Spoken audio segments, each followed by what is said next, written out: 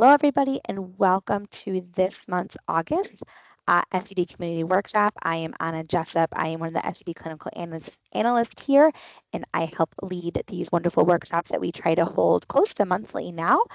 So this month's topic is neuroscience, addiction, and recovery, presented by Tim Martin, who is here in partnership with Meridian Health Services. I will introduce him shortly, and he will have this. I see excellent training we have ahead of us tonight. But a couple quick housekeeping reminders before we do get started. First, if you have not done so, so we know who is here with us, please make sure you put your name, your role, and your organization in the chat so we know who's here with us. Next is make sure we are staying muted during the presentation, so make sure that if there's any maybe background conversations you don't want to see here and things like that, we don't. If you want your camera on, you can have it on. You don't have to have it on though. I know sometimes that can disrupt the flow of the way things come through and freezing, glitching, and things of that nature. If you do have questions, we are asking that you hold questions until the end of the presentation. I know sometimes we don't want to forget those questions though, so feel free to place them in the chat and we will make sure we answer them during the question and answer time at the end of the presentation. If you are here for CEUs, we have 1.5 McBAP specific available and 1.5 social work available, but you do need to be here for the whole time. So please make sure that you are here the whole time. I know sometimes Microsoft kicks us out. It happens every time. So just log back in and I can make sure that I will let you in because I know that happens. It's Microsoft. Things happen all the time with Microsoft. But after the workshop tonight, I will be placing the evaluation link in the chat. Please make sure you do complete that. I see we do have a couple phone numbers on with us tonight, so you might not be able to see the chat. And no worries with that. I will email out to everyone who is here tonight. I will email that evaluation link out and it will be open until noon tomorrow. So again, if you don't want to do it tonight either, understandable, you will have until noon tomorrow to complete that evaluation. Please allow 7 to 10 business days for our training team to email you their certificate on that evaluation. And I will repeat this later on, but make sure you list the email address you'd like it sent to. And if you are seeking social work CEUs, please make sure you list your social work number, license number as well. With all that being said, I think that is all the housekeeping items I have. So without further ado, I'm going to introduce our speaker then for tonight. So I said Tim Martin is here with us. He's a limited licensed counselor who's graduated from the graduate counseling program at the University of Detroit Mercy in 2024 with a Master's of Arts degree in addiction counseling. Tim currently works as a residential therapist in the men's unit at Meridian Health Services, an agency in Waterford, Michigan, who is one of our SUD within our SUD provider networks.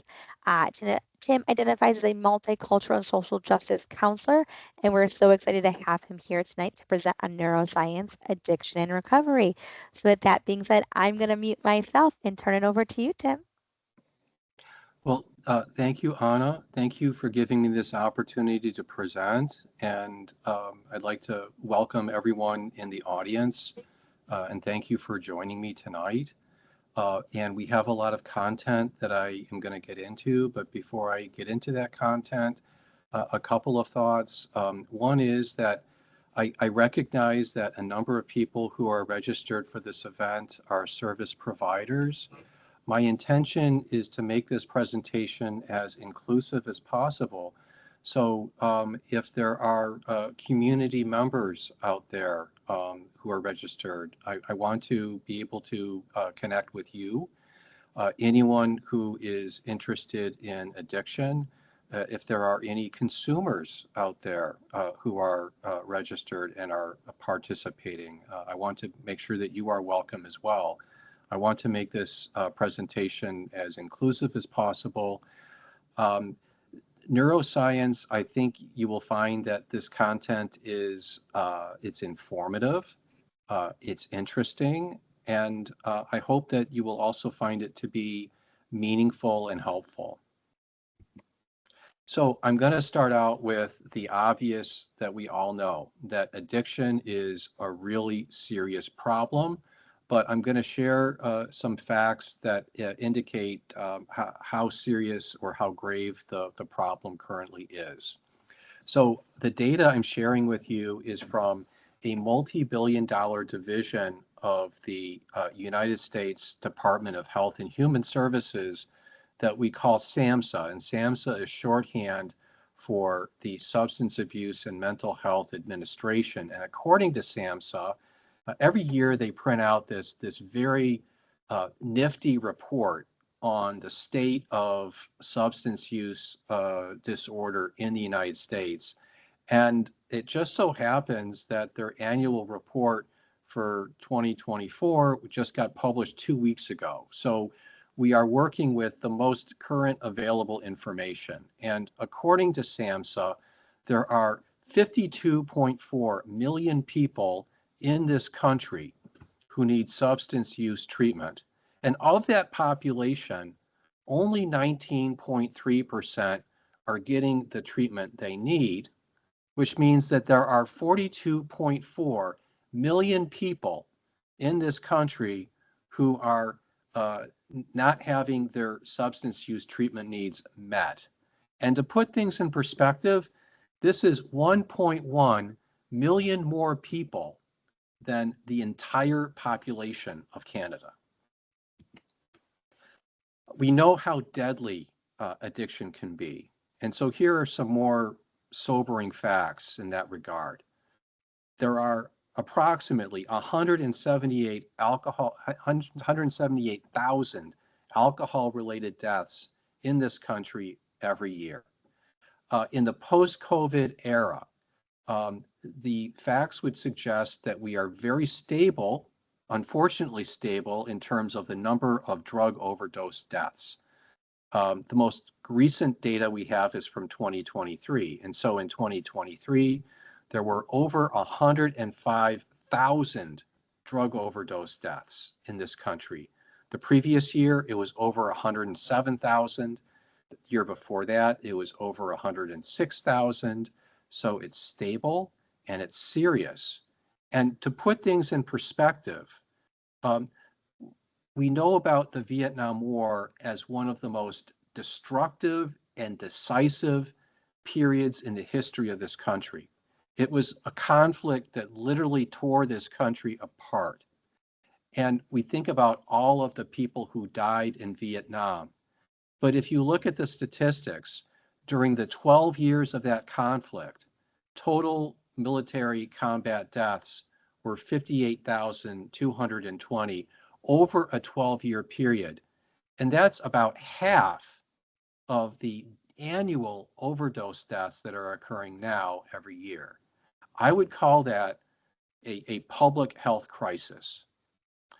In terms of the illicit substances that are most deadly, we know that the deadliest drug by far is fentanyl, followed by methamphetamine, followed by cocaine. Those are the big three. Those three combined are a supermajority of the drug overdose deaths.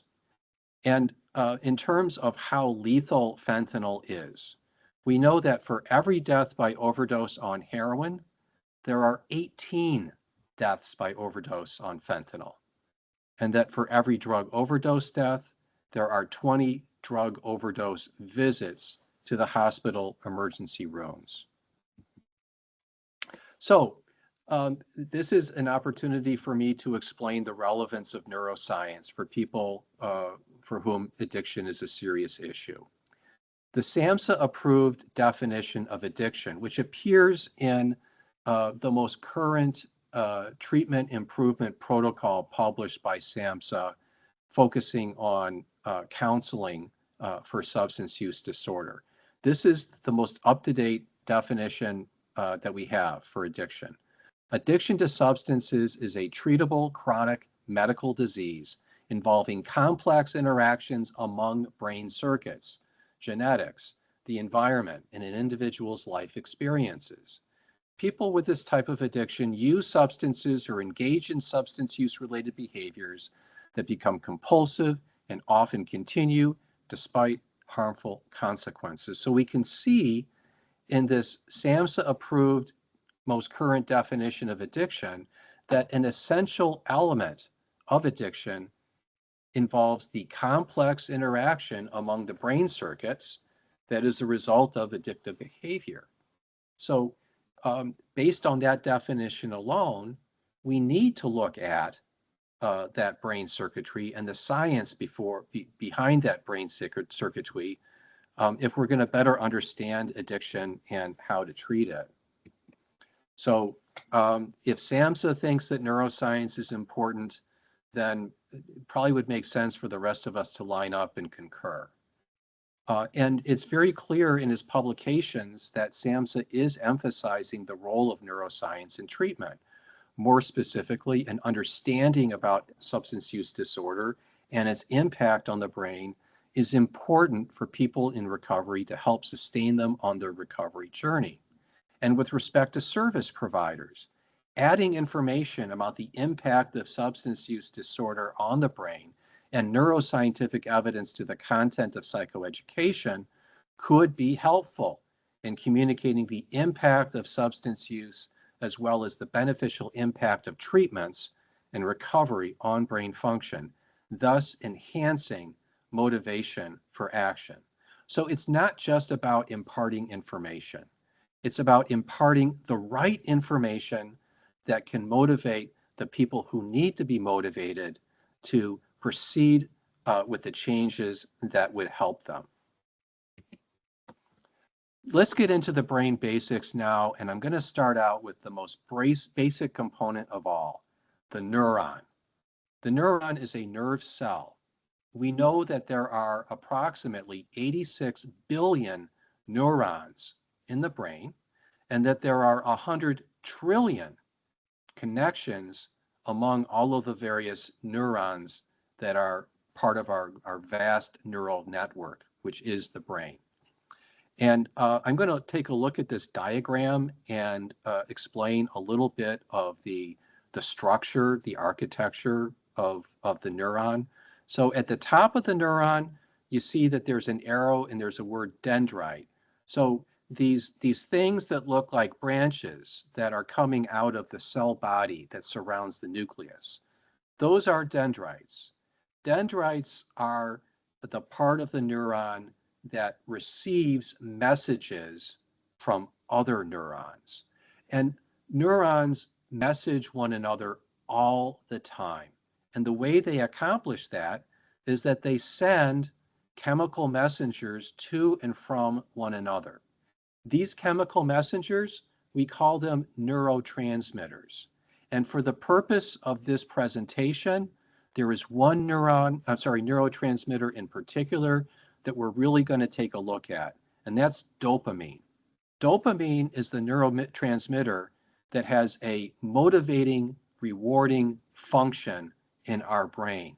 And this is the one neurotransmitter that gets significantly impacted by all classes of drugs, whether it's a sedative like alcohol or an opioid like fentanyl or a stimulant like methamphetamine.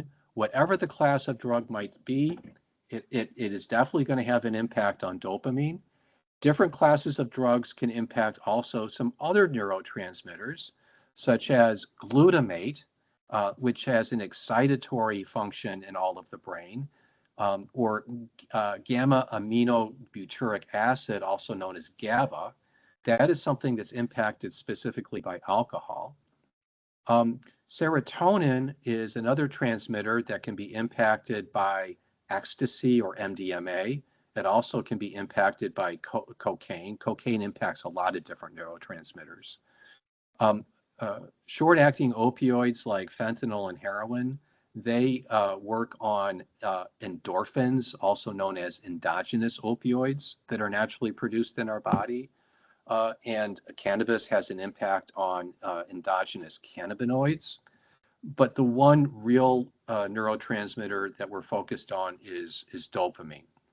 So suppose that a dopamine neurotransmitter is accepted in a receptor that is embedded within one of these dendrites. What happens then is that through chemical and electrical charges, the neurotransmitter will move through the neuron. It will go past the cell body. It will go down what we call is the axon, We see that the axon is identified as those four kind of green beads as this diagram appears. The axon is sort of like a cable, and it is insulated by something we call myelin. And so it reaches the bottom of the nucleus, the neuron, and we call that part of the neuron the axon terminal. And embedded within the axon terminal are things we call presynaptic terminals. And so all of the neurotransmitters that get to the end of the neuron and are ready to get sent out, they get all lined up behind these presynaptic terminals so that they can go out and reach out and touch some other neuron. So I think I covered a lot of the content in this slide. The point is to remember that the neurotransmitters are the messaging agent that empower our neurons in our brain to message one another and connect with one another. And this also explains some of the content I shared earlier. The key is that the way that our neurons connect with one another is that these neurotransmitters, they start firing between neurons, and a neural pathway is formed by the neurons firing together and thereby wiring together.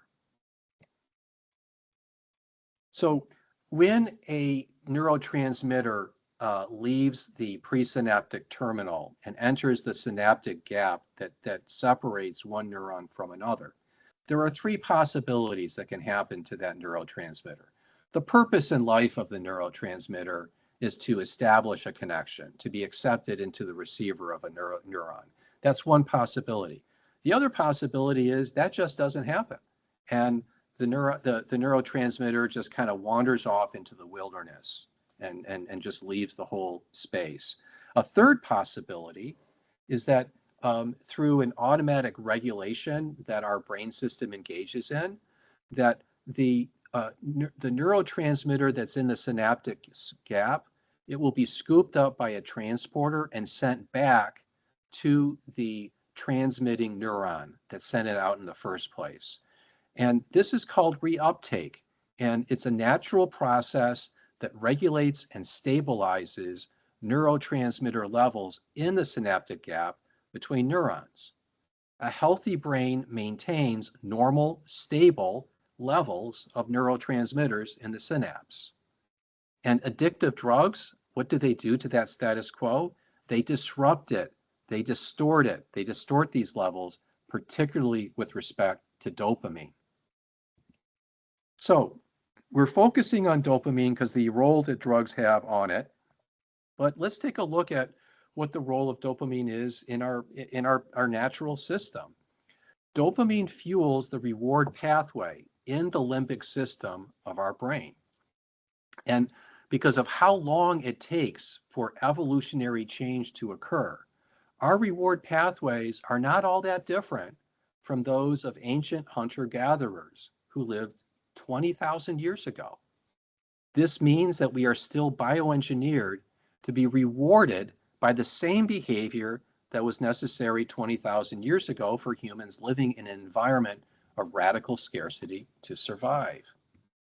This includes eating well. So if I have a healthy, nourishing meal that satisfies my caloric requirements for the day, I get a healthy dopamine surge from that. If I engage in healthy sexuality with a trusted, intimate partner that is reasonably calculated to lead to the reproduction of another human being, I get a healthy dopamine surge from that.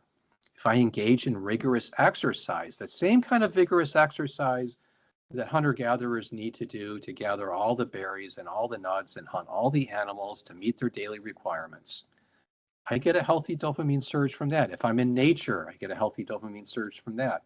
And most importantly at all, when I am in good relationship with another human being and I am authentic and I am enjoying the other person's presence, I get healthy dopamine surges from that. And that's because we're all bioengineered that way as a basic non-negotiable means of surviving as a human being. So the neuroscience teaches us that when we experience healthy dopamine surges, that we do this whenever we engage in this healthy behavior. And that means that dopamine isn't just good for us, it is necessary for our survival. Without dopamine, we are not motivated to do anything and we die. So in the last 25 to 30 years, we have had some major inroads in what we know about the brain.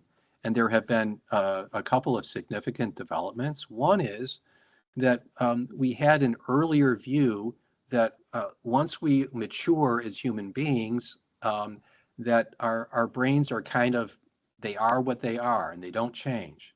We now know that is not true at all. Our neural pathways are not set in stone. They can change due to behavior in which we engage or experiences we have. And this is what we call neuroplasticity. And the fact that there is neuroplasticity, this is the science, this is the evidence that gives us hope that recovery is possible. Because although trauma and addiction involve pathological neuroplasticity, we can have healthy recovery behavior that can lead to restorative neuroplasticity.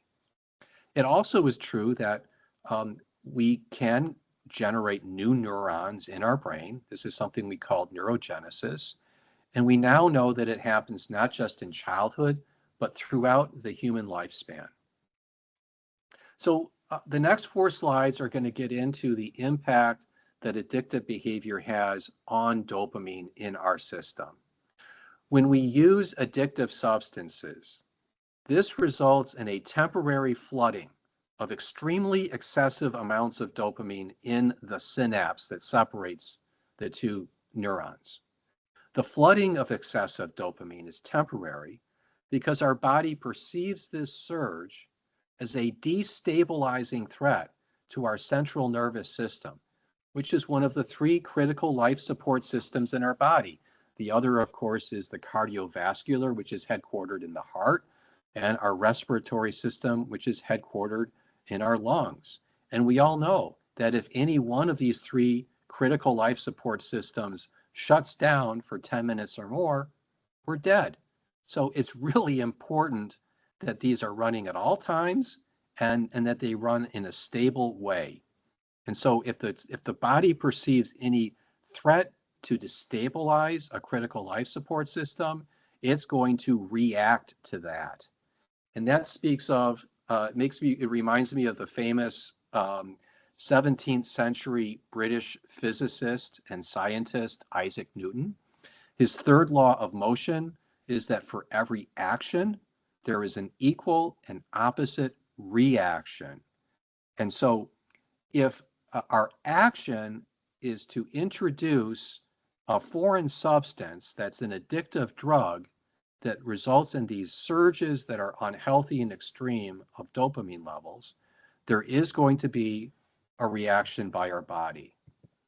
And our body reacts to the extreme surge of dopamine caused by substance use by decreasing the natural supply of dopamine in our bodies to compensate for the unhealthy and unnatural temporary increase. This means that the ventral tegmental area, this is a component of our limbic system in our brain, where the dopamine is produced, it starts producing less of the dopamine. The natural dopamine supply is further curtailed by the removal of dopamine receptors embedded in the dendrites of our neurons. This explains in meaningful part how tolerance for an addictive substance goes up, because every time we use, our body reacts by lowering and lowering and lowering the natural dopamine supply, so that we have less and less dopamine as a baseline when we continue to use an addictive substance. That explains why we get tolerance.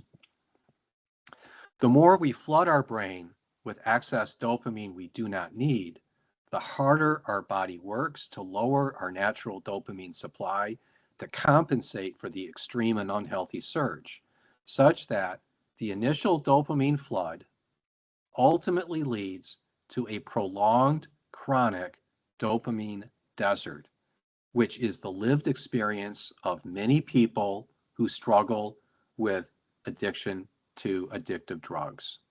And this explains in meaningful part the withdrawal symptoms and the misery, the clinical term for that is dysphoria, and the inability to feel pleasure, the clinical term for that is anhedonia, which comes with withdrawal.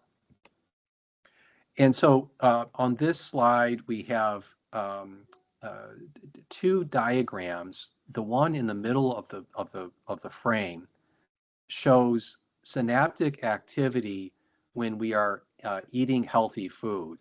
And you see what that normal is. There are, a handful at most of the neurotransmitters that are in the synapse.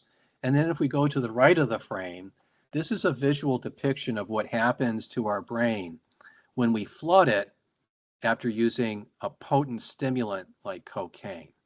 This is the invasion that our body perceives and reacts to.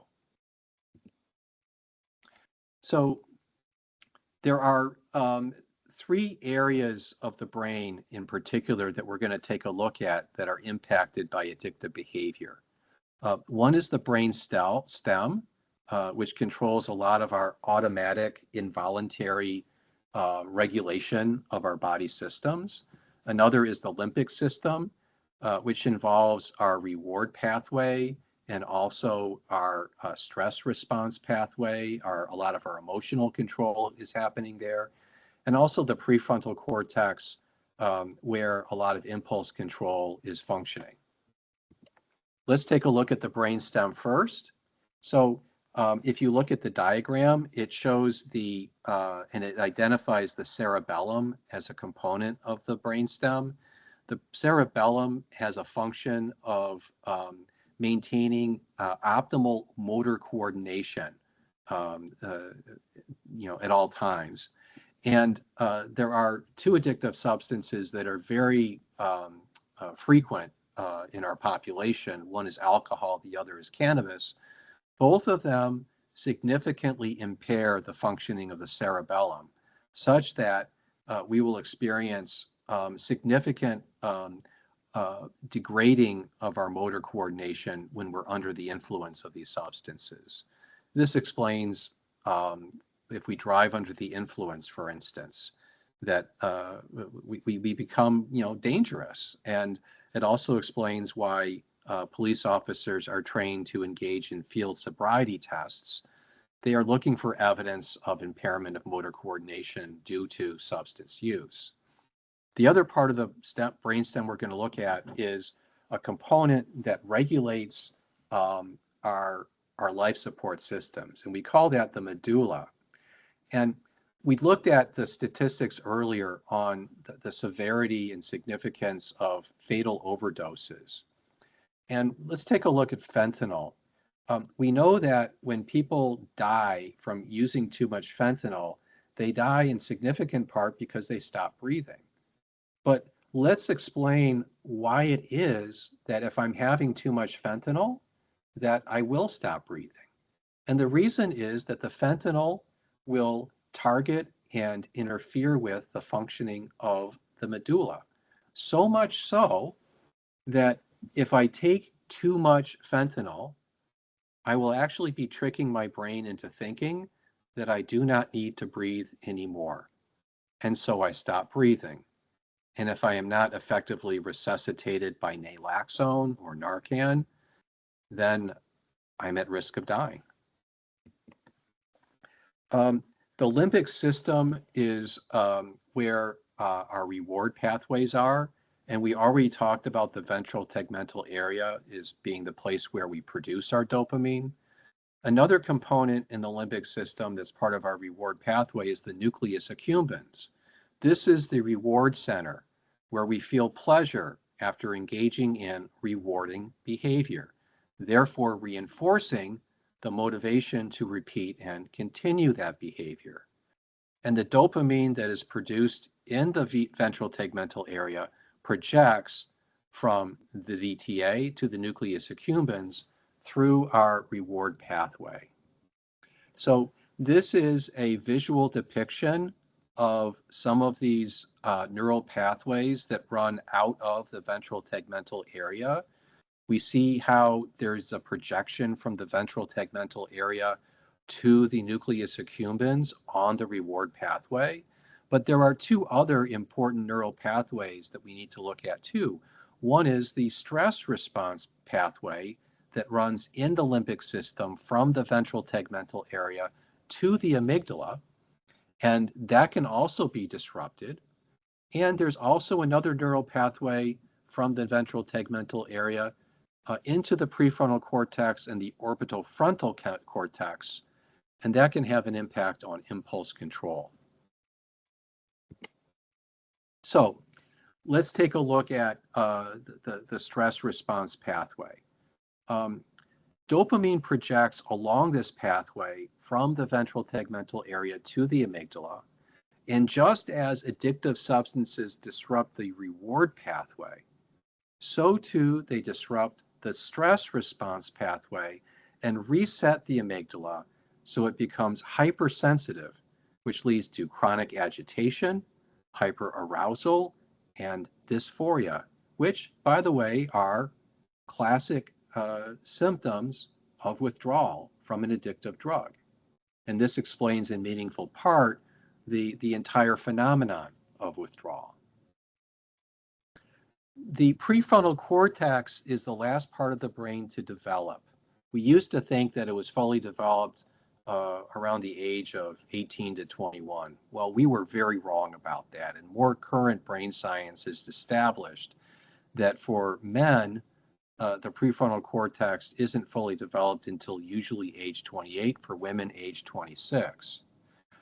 The orbital frontal cortex is the region in the prefrontal cortex that's responsible for impulse control. And the dopamine projects from the ventral tegmental area into the orbital frontal cortex.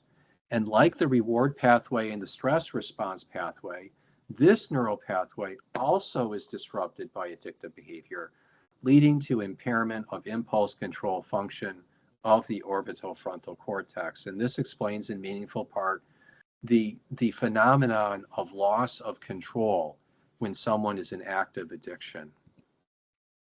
So we've done a lot of research on physiological symptoms of addiction that impact the brain. And a lot of that research establishes some very serious cognitive impairments. So most of the studies that look into this use alcohol because of how hard it is to get approval for a study involving the use of an illicit substance. However, because all addictive substances involve disturbance of healthy dopamine levels, it is reasonable to generalize and apply the results of these studies to other addictive substances. Studies show that addictive behavior can lead to short-term memory loss, much of which may be irreparable. So if we're looking at alcohol as a substance, if we are averaging 3 or more standard drinks daily, the research and the evidence shows we are putting ourselves at serious risk of experiencing meaningful short-term memory loss. And to put that in perspective, if I have an alcohol problem and I'm drinking a pint a day, that's 10 standard drinks. That's 3 times more than the danger level. If I'm drinking a fifth, that's 17 standard drinks. If I'm drinking a liter a day, that's 22 standard drinks. I'm referring, of course, to 80 proof liquor. And a half gallon of 80 proof liquor, that's 40 standard drinks. So substance use also can lead to meaningful impairment in the ability to use abstract reasoning. We know from our developmental science and from the theory of Piaget of cognitive development that it's around the age of 11 or 12 that human beings progress from looking at things only in a concrete way to also having and mastering the capacity to think abstractly. So if we look at it that way, if my addictive behavior is impairing my ability to use abstract reasoning, in effect, that amounts to a developmental regression. in terms of what our cognitive ability is. And I think we can agree that none of us wants to have the cognitive capacity of a 10-year-old for the rest of our life. This is an additional fact that can motivate us to follow through with our change goals. Um, Addictive behavior can further lead to impairment in problem solving and flexible thinking. It also can impair the ability to pick up on other people's body language and perceive their emotions. So this is particularly critical when we recognize that one of the key recovery behaviors that is so important in recovery is um, to build and establish and maintain healthy social support networks with healthy people to be in recovery. And if I can't pick up on another person's emotions, if the science that we have on communication demonstrates that 80% of our communication as human beings is nonverbal, that's a huge barrier in our ability to establish those quality relationships that we need to have in recovery. So what we know about neuroscience validates our earlier observations and our understandings of addictive behavior before the neuroscience became available to us. So in particular, the neuroscience validates the findings of a famous and remarkable pioneer of addiction science known as E.M. Jelinek. And all of his work can be expressed in what we have is a diagram next to here, the so-called Jelinek curve. So for instance,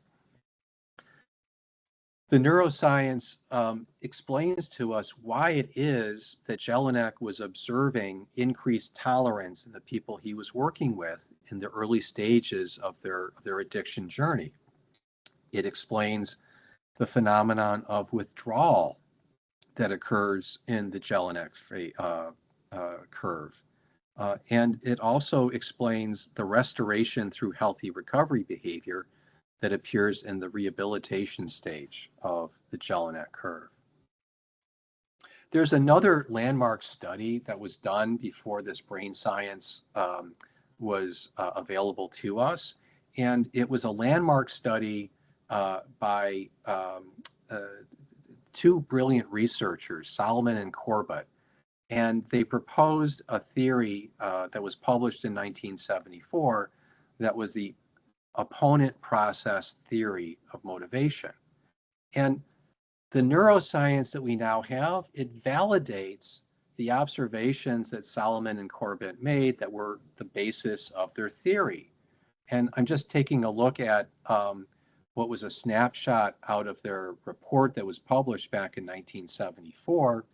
And this diagram that we see here would be a representation of what it's like when someone is being introduced to an addictive substance, if we assume that the state A in this diagram is a hedonic or euphoric or pleasurable experience, and that state B would be unpleasurable or dysphoric. And you see that there is a significant deviation from baseline in the state A direction, so that this shows someone getting high, okay? And it shows that there is a little bit of a boomerang after that. But then if we go to the next slide, this is someone who is in active addiction, who has used many, many times before. And as this diagram represents, the person is no longer getting high when they use. They're getting high to basically just hang on for dear life and to avoid the prison, the meaningful prison depicted in this diagram of withdrawal. So we've taken a look at how neuroscience informs our understanding of the addictive process. And so now is a time for us to take a look at, now that we have a neuroscience informed understanding of addiction, what do we do in terms of trying to prevent it and to treat it? And so um, for the rest of this presentation, I'm going to take a look at these issues that are on this slide. We're going to spend a little bit of time exploring the evolution-environment mismatch as a reason for the vulnerability of humans to addiction. We're going to take a look at cultural considerations as well. And we're going to spend a little bit of time looking at cognitive behavioral therapy as a neuroscience compatible type of psychotherapy. I'll be spending more time with something called relational cultural theory and how that's neuroscience informed. I'm then going to get into uh, a model that was designed by a researcher and scientist and doctor named Amy Banks. She has a model that focuses on how parts of our brain can be calmed or accepted or made resonant or energize us. And then we'll move on to the role of exercise. So, in terms of the evolution environmental mismatch as a way to understand what is going on with addiction right now, meaningful evolutionary change does not take place over decades. It takes place over centuries or millennia. Instead, it occurs over tens of thousands or hundreds of thousands or millions of years. That is simply the time, that is the relevant time frame when we're talking about evolutionary change. And this explains why our basic human design, including our reward system, is not much different from that of ancient hunter-gatherers. We continue to be designed to experience rewards from healthy relationships and exercise. And so, from an evolutionary standpoint, not much has changed in the past 20,000 years. But from an environmental standpoint, everything has changed. And the biggest change was the domestic revolution that took place about 10,000 years ago when human beings finally figured out how to create a food surplus by growing crops and domesticating animals. And because of that and other technological advances, our environment has been transformed from radical scarcity to radical super overabundance. This is particularly true of the drug and alcohol scene, where increasingly potent addictive subproducts continue to flood both licit and illicit markets. And with regard to licit markets, people drank wine 1,000 years ago, but now we have widespread 80 proof liquor and stronger. And boy, I personally have not visited a cannabis dispensary, but as I understand it, the people who are running these cannabis dispensaries are very, very good at creating and marketing uh, high THC level cannabis products that dwarf the impact that cannabis that was around back in the 1960s had an impact on the body. The bottom line is that humans are not designed to thrive in our current environment, an environment that's defined by radical access and exposure to highly addictive substances. With regard to culture, we are bioengineered to be in healthy interdependence with one another, but we live in an individualistic culture which repudiates this design and values unhealthy and isolation-provoking independence over interdependence, privilege over compassion, materialism, and consumerism. So just as there is a mismatch between our evolution and our environment, there also is a mismatch between our dominant culture and the way that our body is biodesigned. And so, although the US culture privileges independence, competition, and standing on one's own 2 feet, our neurobiology leads us to experience resonance with others within a web of interdependence. And on that interdependence, I have this wonderful quote to share with you from the letter from Birmingham jail that was published by Martin Luther King Jr. in 1963. We are caught in an inescapable network of mutuality, tied in a single garment of destiny. Whatever affects one directly affects all indirectly. The photograph on this slide was taken by me when I visited the King Memorial on the Mall in Washington, D.C. 2 summers ago in honor of the 60th anniversary of the March and I Have a Dream speech. So this mismatch between our culture and the basic human design, that might further explain vulnerability to addiction. So let's take a look at cognitive behavioral therapy. The basic premise of CBT is that we can change our problematic behavior by identifying, challenging, and replacing the unrealistic, irrational, and negative thoughts. We call these cognitive distortions, which mediate activating events and adverse consequences from problematic behavior. Because it is science-based, CBT is fully compatible with the neuroscience-informed approach to treating addiction. And now I'm going to talk a little bit about a model that was founded by a very famous psychotherapist in the 20th century, Albert Ellis, the founder of rational emotive behavioral therapy. This is a good, almost universal model to use for people who like CBT. It's the ABCDE model, where A stands for activating event.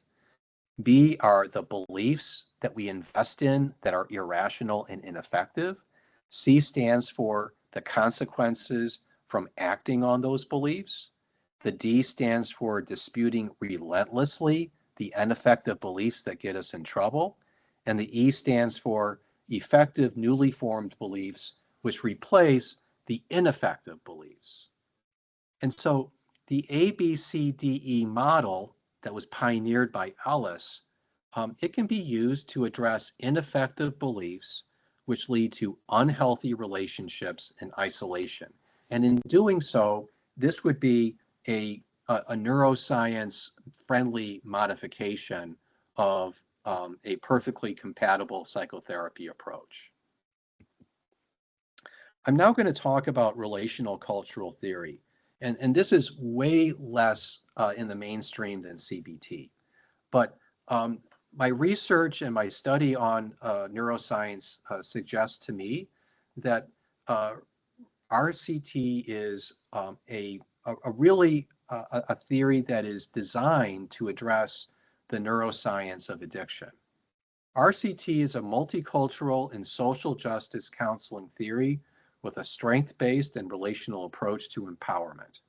It was founded in the 1970s by a pioneer named Norma Jean Baker, who recognized that the prevailing model of human development, defined by individuation and separation, which continues to be our traditional approach to human development as we teach it, was disempowering women and other people with minoritized identities. RCT emphasizes empowerment through healthy connection with others, the role of privilege and the use of power in our dominant culture as barriers to such empowerment, and therapeutic interventions which foster and encourage being in healthy relationship with others. We know that in the real estate industry, it's all about location, location, location. For neuroscience-informed treatment of substance use disorder, it's all about relationship, relationship, relationship. So the neuroscience validates many of the tenets of relational cultural theory. It informs us that its emphasis on growth fostering connection with others can promote brain health and influence neuroplasticity. Relationships are so essential to people's survival that they register in the body and the brain in the same way as physical injury, lack of water, or loss of oxygen. We're going to look into this in a few minutes when we get to some slides that talk about the dorsal anterior cingulate cortex. Thus, relationships are not luxuries for human existence, as people need connection like they need air and water, and they are hardwired to suffer when they are isolated or excluded. Research further shows that healthy connections with others actually strengthen our neural pathways in the brain and over time increase the capacity for relationships.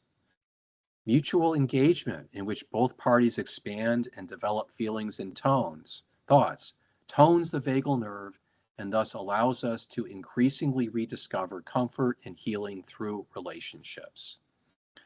The neuroscience further teaches us that it is the relationship itself that provides the primary resource for healing. In sum, modern neuroscience has corroborated almost every single tenet of relational cultural theory. And in terms of our approach to treatment, let's not forget process and spending time on process. And content has a use, content has a purpose, but the more time we spend with clients in treatment, in therapy, actually, processing the interventions, giving them opportunities to practice communication skills, practice relation skills. This is where group therapy can be very, very valuable. Let's take a look now at the care model that was proposed by Amy Banks. It looks at areas in the brain which, with improved functioning, can help restore brain health. So the CARE, C is for calm, and calm is the feeling we get from healthy functioning of the smart vagus, a pathway unique to mammals in the autonomic nervous system. So that's the first thing we're going to look at is we're going to work on developing stronger, healthier, more functioning smart vaguses or vagal nerves. The A stands for accepted. This is the feeling we get from healthy functioning of the dorsal anterior cingulate cortex, or DACC. R is for resonant. This is the feeling we get from healthy functioning of our mirror neurons. And the last component, unsurprisingly, because we talked about it already, E is for energized. And that's the feeling when we have healthy, optimal levels of dopamine in our system. So the smart vagus is a neural pathway which regulates our sense of being calm. Just as we can strengthen our muscles by exercising them, so too, the neuroscience tells us, we can strengthen our smart vagus and its capacity to make us feel calm by using it as we connect with others. And how do we practice it? By just practicing being in relationship with another human being. It's by practicing healthy social engagements with others that we work the smart vagus, we improve our vagal tone, and thereby increase our capacity for feeling calm, even when life isn't going our way. And we know that life never just goes our way. Every time you share and receive comfort, your smart vagus becomes faster and more efficient at sending its chemical signals. So the neuroscience informs us by committing to the healthy recovery behavior, we can directly impact the health of our brain. So let's take a look at the second component, the accepted. This is the dorsal anterior cingulate cortex. This is the part of our brain that signals emotional pain the same way as it signals physical pain. So chronic rejection and exclusion can make the dorsal anterior cingulate cortex hypersensitive and dysregulated. Chronic homelessness and the addictive lifestyle are a setup for dysregulation of the DACC, because in a competitive, judgmental, unaccepting environment, everyone's relational templates are distorted and everyone's dorsal anterior cingulate cortex is reactive to some degree. So being in healthy relationships can help us restore the health of this component of our brain and improve its functioning. Now let's move on to mirror neurons. They permit us to resonate with one another. And the healthier our mirroring pathways are, the better we are at getting one another. Mirror neurons and the mirroring system in our brain are the reason why we have a capacity to be in empathy with one another. And like the smart vagus, the mirroring system needs to be used repeatedly to function effectively, and non-use leads to atrophy and impairment. Now let's take a look at dopamine and how it's possible for us through healthy recovery behavior to restore and repair the damage from addictive behavior and to bring our dopamine levels back to a new healthy norm. Healthy relationships energize us because they help us restore our dopamine to healthy levels. A direct quotation from Banks: when we're engaged in healthy growth promoting activities, we are rewarded with a hit of dopamine that sweeps through the body's reward circuitry, producing a wave of euphoria and energy. This is a natural high that is healthy for us. Our relationships sculpt our brains, and that the quality of our relationships helps determine our ability to feel motivated, to remain cool-headed in a crisis, and to perceive other people's social signals with accuracy. With practice and an understanding of how the dopamine system works, you can teach your brain to stop searching for dopamine in all the wrong places, and that the easiest way to feel better is to reach out to another safe human being. This can, of course, take place in therapy counseling sessions.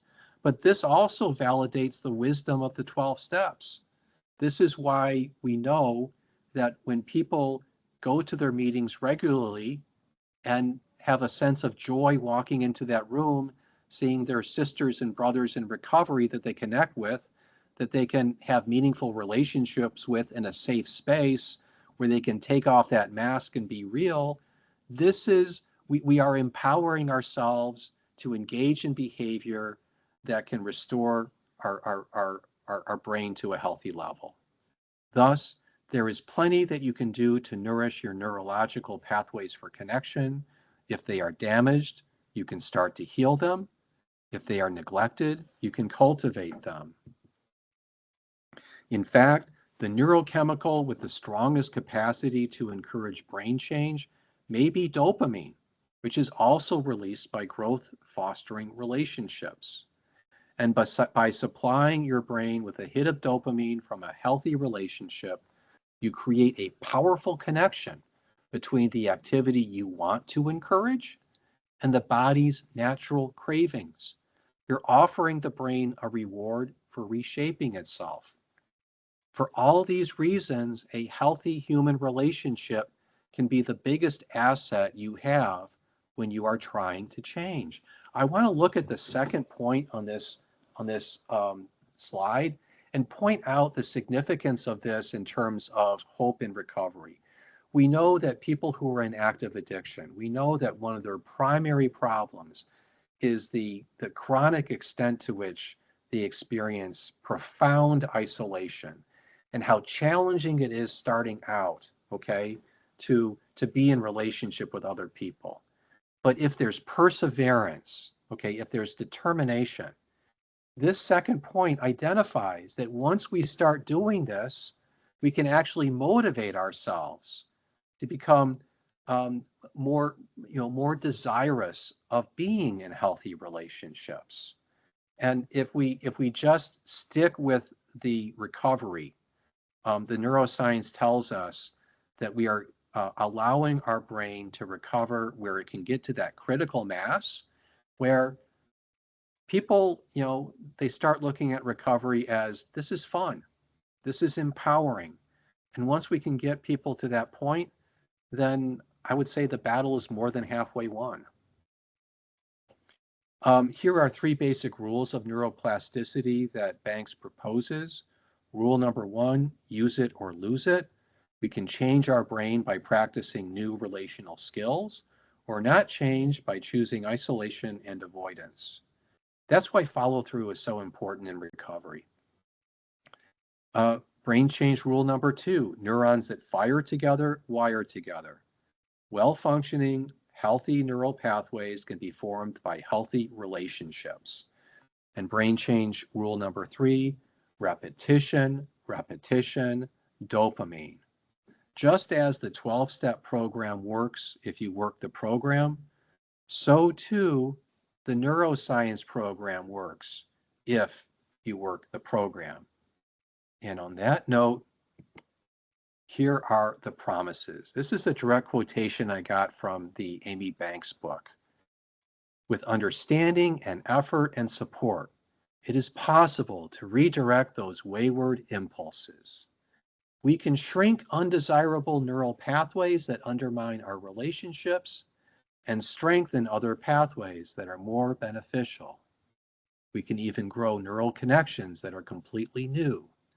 These new or healthier pathways can help us do what we are designed to do: enjoy satisfying relationships in which we can grow. Are these extravagant promises? We think not. So let's move on to exercise, which I think is something that often gets overlooked, but it's so important. Supported by both peer-reviewed research and federal health guidelines, regular physical activity contributes to improved mental health, reduced rates and recurrences of use, and enhanced physical and psychological well-being. Exercise increases the production of neurotransmitters like dopamine and endorphins, which may be, well, we know it's depleted during the substance use. And by the way, this content that I'm sharing from you, I got it from this nifty one-page fact sheet that SAMHSA published back in October of last year. And boy, is it ever a great handout to give to people who are trying to work on their change goals. More from this fact sheet: exercise can improve cognitive functions like memory, attention, and executive functioning. This may be particularly beneficial for people who are in or seeking recovery from a substance use disorder, as some substances can impair these functions. And we're talking about the short-term memory loss, the impairment in abstract reasoning, the impairment in problem solving, the impairment in perception that we covered earlier. Data suggests the integration of physical activity into clinical treatment for people with co-occurring conditions results in better outcomes. So, I happen to be a real fan of Antoine de Saint-Exupéry and his marvelous novella that was published in 1943. It's a novella that has been, it's a bestseller. It's been sold 140 million times.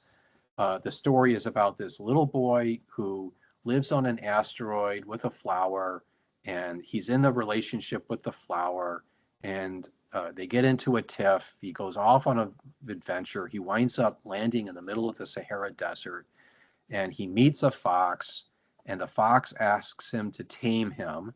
And so they wind up meeting regularly every day. And I'm just pointing this out because this particular scene in Le Petit Prince is, I think, a wonderful template, a wonderful metaphor for being in healthy relationship. And when we see the prince meeting with the fox to tame the fox, we look at all of the elements of the care model that Amy Banks describes. They are calming themselves using their smart vagus. They are, accepting within one another a sense of belonging, and thereby regulating in a healthy way the dorsal anterior cingulate cortex. They are they are engaging their mirror neurons constantly and developing a powerful rapport from one another, and they're energizing themselves through healthy dopamine surges by being in positive quality relationship. And the last element of this slide that I want to share with you is a personal experience that I had about 22 years ago and how neuroscience informs that experience. So about 22 years ago, I was starting a 220-mile hike from the valley floor in Yosemite National Park to the top of Mount Whitney, which is the highest point in the lower 48 states. The trail is called the John Muir Trail. And on the first day, I got a really early start, in part because I wanted to beat the heat on the valley floor, and also in part because I wanted to cover a lot of miles that day and get those miles in. So I started about 3:30 in the morning and, about 2 hours before sunrise. And then around 7 in the morning, I got about 11 to 12 miles into my hike. I was in the Yosemite high country at the base of a mountain that is called Sunrise Mountain. And the last time I had seen any human civilization was about 2 hours before that. There probably wasn't another human being within 5 miles of me. I am rounding this hairpin turn in the curve, and I'm moving really fast. And as I'm coming out of the curve, wow, bam, I run right into the biggest bear I've ever seen in my life. And that bear is moving fast too. So we literally run into each other, and I stop. And initially, I made a foolish decision. My first thought was, wow, this is a great photo opportunity. Why don't I take a picture of the bear? The problem is that I had to hike through a waterfall the first 2 or 3 miles of my hike. And so I started out by putting all of my electronics in my pack. And so in order to get my camera to take a picture, I had to take off my pack. So I start doing that. And the millisecond that my strap of my backpack separates itself from my shoulder, the bear starts coming at me. And I immediately realized the mistake that I made. The bear knew I had food in my pack because bears have an incredible sense of smell. And I recognized within seconds that I was giving the bear the wrong message. I was signaling to the bear that I was surrendering my food to the bear, which was of course not my intent. So I corrected by putting my pack back on again. And the minute I put my pack back on, the bear stopped. Except that now we're not like 100 feet away from each other. We're more like 40 feet away from each other. And I'm in the bear's way. The bear is in my way. It is a true standoff. And it was a very uncomfortable silence. And I was thinking, what am I going to do? And then finally I decided, okay, I'm going to try to bypass the bear and start and walk away from the bear and off the trail and try to do a clover leaf to get around the bear. And so with my right leg, I stepped back and away from the trail. And then the most amazing thing happened. The bear did the exact same thing. With its right hind leg, it moved back and it mimicked me and it imitated me completely. And so I continue doing that. And the bear continues to follow my lead. And it was as if we were square dancing together. Okay. It was the most amazing thing. And after a few minutes, I wound up where the bear was. The bear wound up where I was. I went my way. The bear went its way.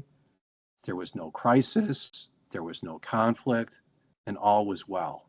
Now, what does neuroscience say about that experience? Well, we know that from all of the research we've done, that human beings are not the only species that have mirror neurons. Our evidence is that monkeys, okay, that they have mirror neurons too. But I would suggest that my experience with this bear, that would suggest that the bear has mirror neurons and that the bear was using those mirror neurons with me in our collective, collaborative approach to, to be in healthy relationship with one another, temporary healthy relationship.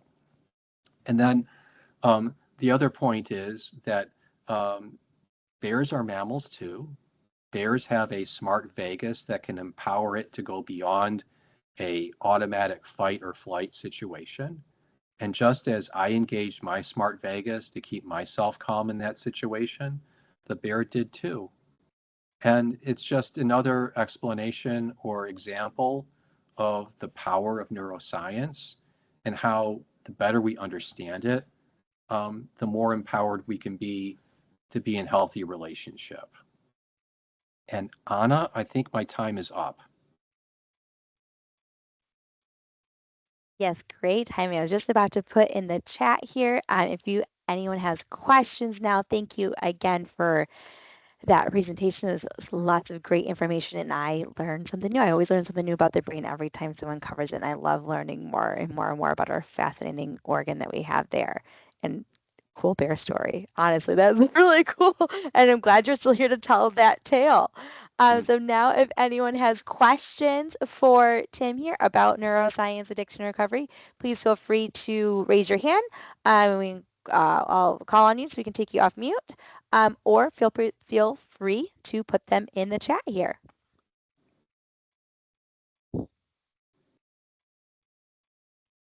Yeah, I'm seeing so far some wonderful trainings and loving the little Petite Prince reference.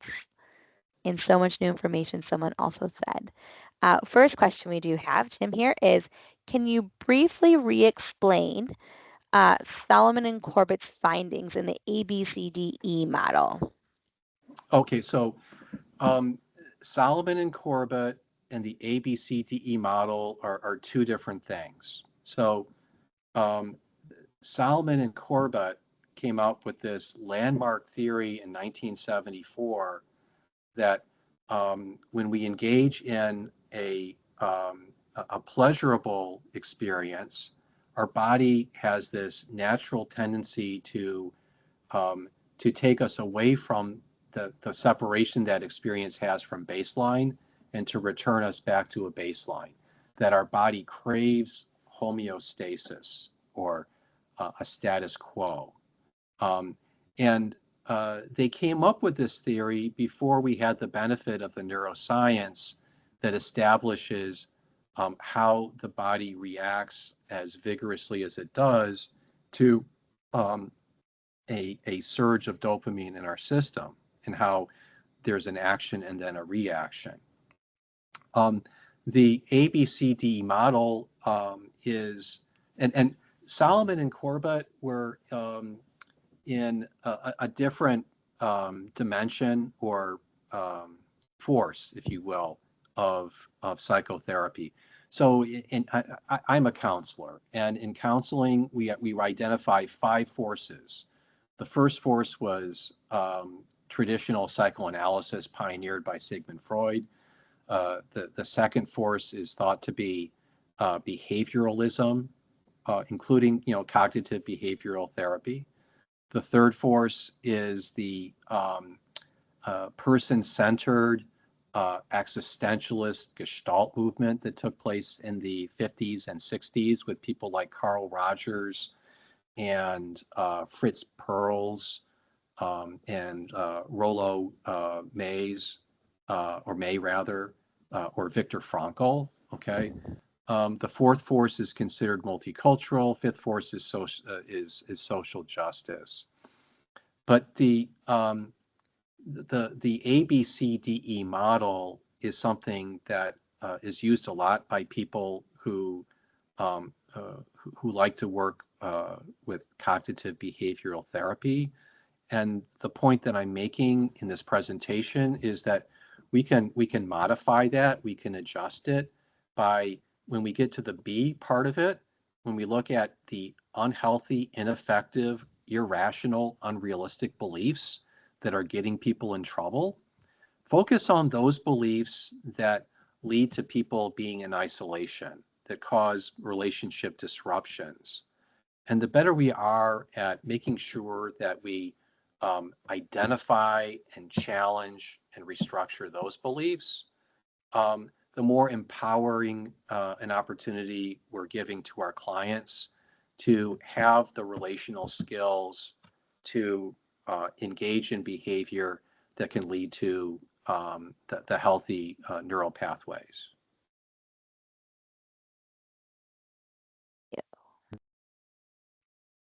Seeing if there's any further comments. Oh, just thank you very much just for that. Awesome.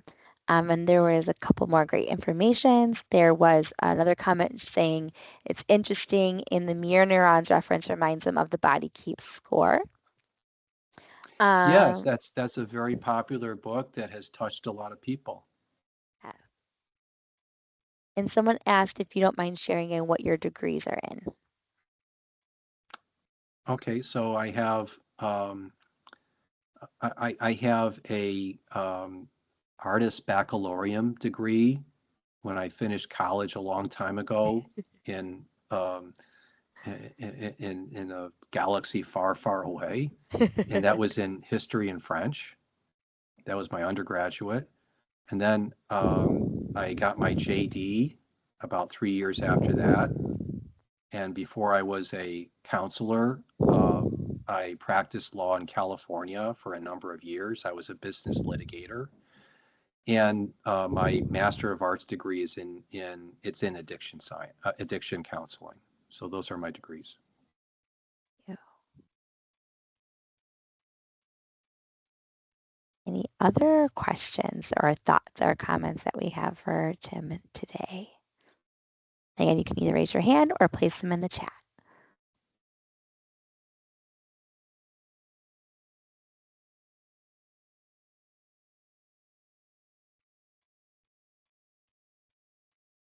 One more question is what exercises would you recommend to increase levels of dopamine within an individual who has bipolar or says a bipolar brain? Or are there any? Wow. Well, so I think that ethically, I need to identify that I am not a personal trainer, and that I don't have any professional background in helping other people with their fitness goals. I don't have that training. I don't have that certification.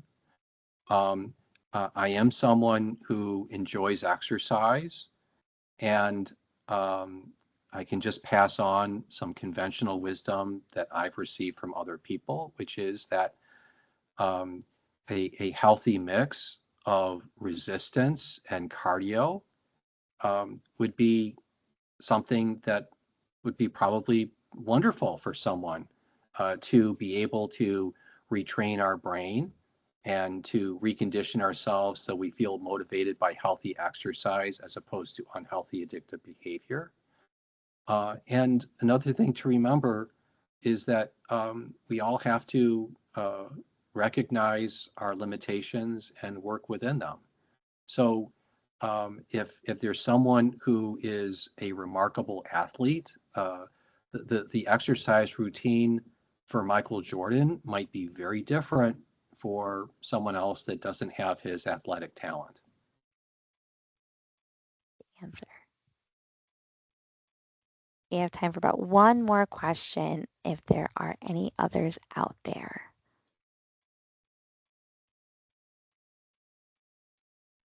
Some might be typing, so we'll give it a minute.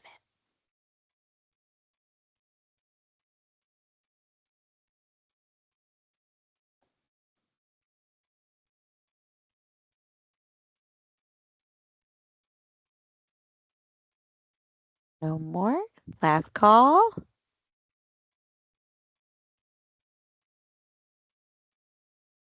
Okay, I think that is all the questions then. Well, thank you, Timothy, again for presenting all this information. Just I know the brain for many people can seem overwhelming, but it is so fascinating to see. And having SAMHSA, I saw the same report come out 2 weeks ago, so it's beautiful timing to have all of that updated information today to be able to present to everyone who is able to join us. So at this time, I will switch over then to provide you all with the link to the evaluation and some updates for what comes up in the next couple of months here. So first, let me get that link for the evaluation for you. Again, if you are looking to seek um, CEUs for today, either McBAP or social work, please complete the evaluation I'm about to place into the chat right now. There is the link for it right there. Um, if you are looking to for further community workshops, September we don't have one per se, but what we do have is our 17th annual OCH and Recovery Celebration, which we do a lot McBab CEs for if you do have full attendance there as a professional, and that is Friday, September 19th at OCHN's Administrative Building in Troy. We're super excited to have it. It starts at 11 a.m., goes to 1:30, and we have Bryce the Third as our entertainer presenter. He is a local author, person in recovery, and local artist. We're super excited to have him there. We'll highlight Be the Voice Awards as well, along with games, food, and the event is free. Then after that, our next workshop will be October. That is October, I want to make sure it's the right date, 9th at 6:30 here, virtual. The links are online, and I'll put the in the chat our link to OCHN's calendar. So if you are looking for either the recovery celebration or future workshops, the link is there for you to look at our calendar and you can sign up there. With that being said, I will stay online to help assist with anything anyone might need, whether that be helping with the evaluation